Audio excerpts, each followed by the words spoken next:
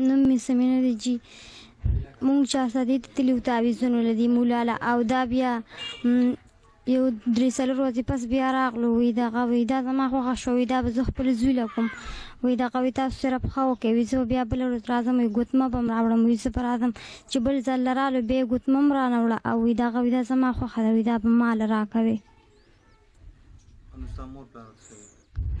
جی هغوی ورته وی دغه بس هغوی ورته بیا ښه وکړه زه ترېنه نه وم خبر بیا بله ورځ بیا رنګ وکړو هغه وایي زه درځم وایي دا ځان سره بوځم اسلام آباد ته بس زه ایسته د کور نه راوتښتېدم ترور کره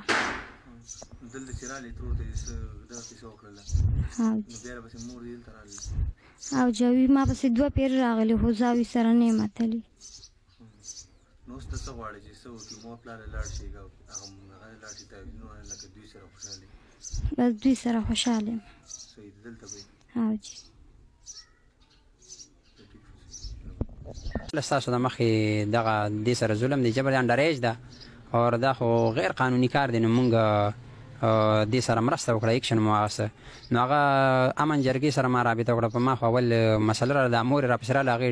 پرېشرایز کړو چې یاره دا زما لور ده په زما خوښه ده مینه چې دا ستا لور ده خو ستا خوښه نه ده دا خو پاکستان دی مونږ آیین لرو مونږ پښتانه یو مونږ یو شان لرو جرګه سیسټم دی دلته زمونږ تاڼه ده تحصیل دی او کوټ دی هغې سره به خبرې کوو نو هغه ما داسې کار وکړه چې دا خو یو هفته نیمه زمونږ کره تېره کړه خو بیا ما وی چې یاره قانوني تحفظ دې ته ورکړو تاڼې ته لاړو تاڼې والا اول خو زمونږ سره مرسته وکړه لاړو هغه والدین د دوی راواغېستل هغوی اعتراف کړی دی امجد صاحب هغوی وی چې بېشکه او دا مونږ له پیسې راکړي دغې دمګري خو بیا لونخوړ تاڼې والا داسې کار وکړو چې کمزوري دا وخوري چې یاره په هغې دمګري زمونږ وس نه رسي هغه سره زمونږ څه کار دی زمونږ سره خو پروف نشته زمونږ سره ثبوت نشته نو ما ورته ثبوت خو به تاسو را پیدا کوئ که نه دي دا اداره د څه دپاره ده مثلا زما نه ګاډې ورک شه نو زه تاڼه کې اف آی آر کوم نو ثبوت به راله بیا را پیدا کوي نه زما سره خو ثبوت نشته چې ګاډې زما نه چا پټ کړې نو دا ماشومه ده زه اوس دا وایم چایلډ پروټیکشن والا هم مونږ سره مرسته کړې دي لونخوړ تاڼې ته یو شي ټې کړې بیا مونږ پریس کانفرنس وکړو مونږ وایي چې دا مسله اجاګر شي لکه دا یوازې د سمینې مسله خو نه ده دا ستاسو په کلیو کې یا زمونږ په دې علاقو کې داسې نورې ډېرې مسلې کې مونږ د دې سره مرسته ځکه وکړه اکشن مو پرې ځکه واخیسته چې مونږ وی سبا له دا لکه هغې دمګري ته حواله کړي که نه د هغه بیا 40-45 سال عمر یې الرېډي د هغه چې کوم دی نو 3 یا 4 ښځې دي هغه ګوري چې څه کوي زه اپیل دا کوم چې یار حکومت دې په دې باندې اکشن والي دغه دمګري دې را پیدا کړي چې هغه ګوري چې څه دندې کې دغه شان ماشومان راوچتوي ګوري چې څه دپاره یې بیا یوز کوي